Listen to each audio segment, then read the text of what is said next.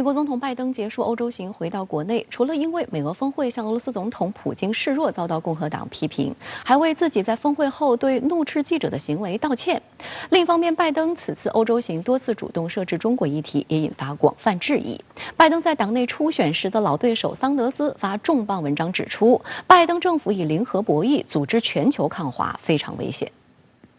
拜登在美俄峰会后的记者会预备离场时，美国有线电视新闻网记者柯林斯追问拜登为什么有信心透过一次峰会，普京将改变自己的行为，又如何界定这是有建设性的峰会？结果拜登动怒了。So how does that account to a constructive meeting as President Putin? You don't understand that. You're in your own business. 放完狠话后，拜登转身就离开了会场。美国国会山报等媒体以拜登发火了为题，对此事进行了报道。拜登也意识到了自己出言不逊，在登上空军1号离开日内瓦之前，他对现场的记者说自己欠柯林斯一个道歉，但仍认为记者要问一些正面的问题。柯林斯回应称，提问是他的职责，拜登不需要道歉，而且提问不代表他有正面或负面倾向，只是要了解总统的看法。实际上，拜登过去曾多次对媒体发火，最近一次是今年3月，他在上任后的首场记者会上，观察指出，拜登记者会上的这一插曲也侧面反映出美俄峰会成果有限，这令拜登产生了严重的心理压力。虽然峰会后拜登和普京互相开启夸夸模式，但这无法掩盖双方在涉及乌克兰、人权等诸多问题上的严重分歧。拜登可能在这个与普京会谈当中，并没有得到普京总统的这样的一个直面的回应，包括乌克兰问题，包括叙利亚以及美国关心的间谍问题、网络空间问题，均没有一个很好的一个回应。所以说，可能这个拜登总统当时的这样的一个情绪是很激荡的。拜登在此次谈论美俄峰会的记者会上，还试图挑拨中俄关系，将中国描述为俄罗斯的所谓威胁。You got a multi-thousand-mile border with China.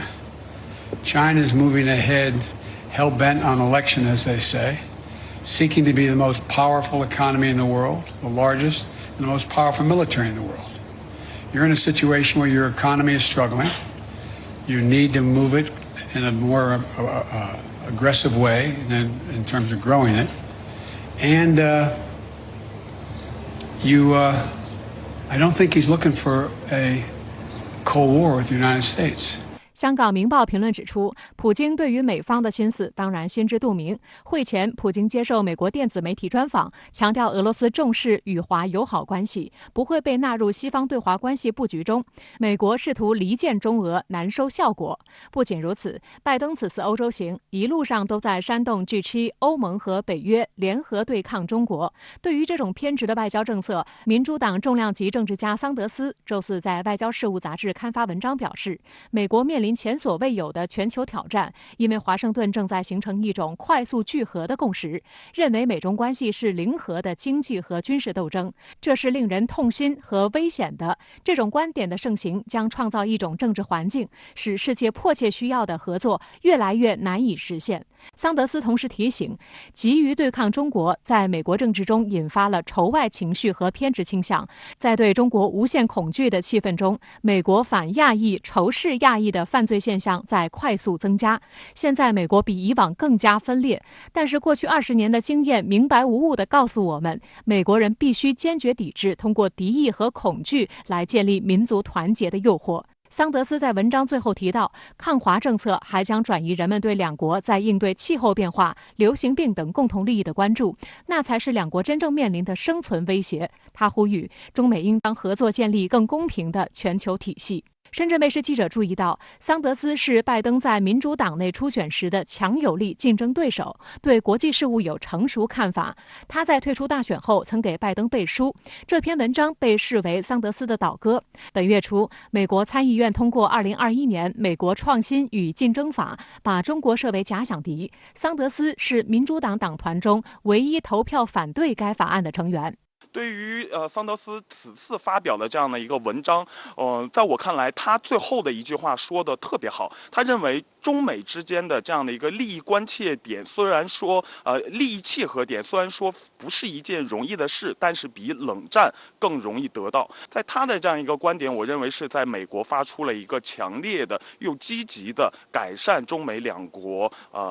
从这个经贸角度来讲，改善中美两国发展的这样一个积极的信号。最早提出软实力概念的美国著名国际政治学者、哈佛大学肯尼迪政府学院教授约瑟夫·奈日前也在接受深圳卫视记者采访时表示，中美关系好坏程度一直是一个循环，时好时坏，现在正处在循环中往下走的阶段。拜登和特朗普的对华政策有相似的地方，但中美不可能脱钩，也不可能冷战。约瑟夫·奈教授认为，中美之间的确有很多竞争，我们更应该关注的是合作，同时也要注意管控竞争，比如中美新冠疫苗良性竞争，以达到造福全球的效果。If there's a large host of people who are unvaccinated in poor countries with inadequate health systems, so if we compete in a way which leads to more vaccines going to poor countries, good. The more competition, the better.We might even cooperate as well. 相关话题来连线特约评论员刘和平。刘先生您好。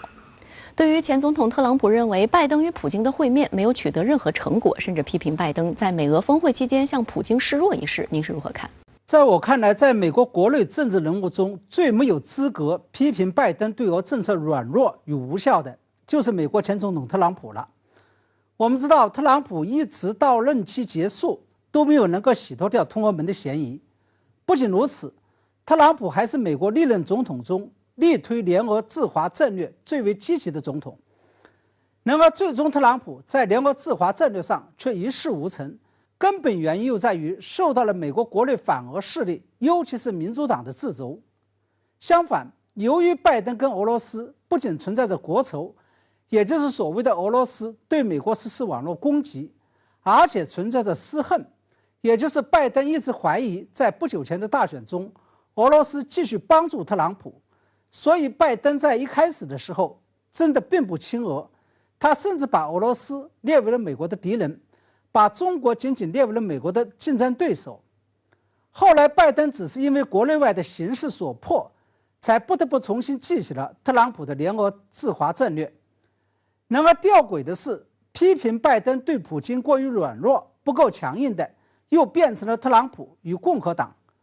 这种现象带给我们的启示就是：第一，拜登联俄抗华的最大阻力，其实并不是来自于俄罗斯的意愿，也不是来自于欧洲盟友的反对，而是来自于美国国内的反俄势力与反俄传统思维。这股势力与这股思维将会使得拜登在改善美俄关系上难以有所作为。第二，在大多数美国人的心目中，起初仅仅是反俄罗斯的，并不是反华的，甚至是把中国当成发展机遇的。中美关系并不必然会变坏，更不应该走到今天这样一种境地。拜登访问欧洲的行程已经结束了，您能不能给我们总结一下最近一段时间以来拜登政府在团结盟友对抗中国方面的成败得失？我注意到最近1个多星期以来，当拜登在前面拼了老命企图拉拢盟友对抗中国的时候，特朗普就一直在背后喋喋不休，说拜登的做法根本不会产生任何实质性的成效。而在我看来，拜登与特朗普的口水战只不过是美国国内2套不同的抗华策略之争而已。特朗普认为，在对抗中国的时候，所有的盟友都靠不住，只能凭借着美国一己之力硬干。而拜登则认为，特朗普的这一套做法不仅激化了中美关系，而且使得盟友纷纷倒向了中国一边，壮大了中国的力量，让美国反而处于了不利的地位。虽然美国与盟友之间发表的这些联合声明的确说明美国的号召力与动员能力仍然存在，但是这一套花拳绣腿究竟能不能落到实处，以及究竟能够持续多久，就要打一个大大的问号。众所周知，在2战结束之后的冷战当中，那些盟友之所以能够听美国的，靠的不仅仅是美国的软实力，也就是那套价值观念和意识形态，更为关键的还是硬实力，即美国的枪杆子与钱袋子。美国可以用枪杆子来保护盟友，用钱袋子来给盟友实惠。而现在，美国的枪杆子虽然还坚挺，但盟友们，尤其是美国的欧洲盟友，则认为世界已经比以前太平多了，不再依赖美国的枪杆子了，转而更依赖美国的钱袋子了。然而，在这一方面，美国恰恰出现了力不从心的现象。一个方面，美国占世界 GDP 的总量已经由原先的1半下降到了1/5左右；另外一方面，中国的经济实力与对美国的盟友的吸引力又在不断上升。这就意味着，美国要想买通盟友，必须要付出比过去更加高昂的代价。而拜登政府现在连国内的基础设施建设都凑不到钱，哪来的闲钱去买通盟友？所以，面对被特朗普搞砸了的这个破锅，拜登要想补起来，肯定会力不从心。那么，在向自己的盟友与俄罗斯打出一系列的外交组合拳之后，您觉得接下来拜登又会如何来处理中美关系？我相信大家已经看到了，要是没有对抗中国以及所谓的捍卫共同的意识形态与价值观念这个旗号，美国根本就无法调动起盟友的紧张感与焦虑感。同样，要是没有反华这一主题，本来就在内政问题上闹到势不两立状态的民主党与共和党，压根就不会坐在一起，以对抗中国的名义通过一个又一个所谓的振兴美国的法案。所以，无论是从目的论还是从工具论的角度来讲，拜登政府都不可能会放弃对抗中国这张牌。而在以对抗中国为名给盟友挨个打了一片鸡血之后，我认为接下来拜登政府将会做2件事情。一件事，出台一个全面的对华政策与战略，因为3月份的时候，拜登政府拿出的仅仅是一个临时战略方针，现在这是时候出台一个全面与持久的对华战略方针了。第2件事情，就是在拉完了帮、接完了派、蹲好了自己的马步之后，拜登政府将会开始跟中国真正过招。拜登政府前一段时间跟盟友之间一系列的外交动作，虽然看上去搞得非常热闹，非常的有气势，但是那都不过是暖场与铺垫。同时，那些国家的元首也都只不过是配角，真正的大戏与真正的主角，也就是中美2国将会隆重登场。所以我们看到，美国国家安全顾问沙利文昨天已经放话了，接下来美国将会制定中美2国元首接触的正确方式。也谢谢刘先生跟我们共同在线分享您的观点，谢谢。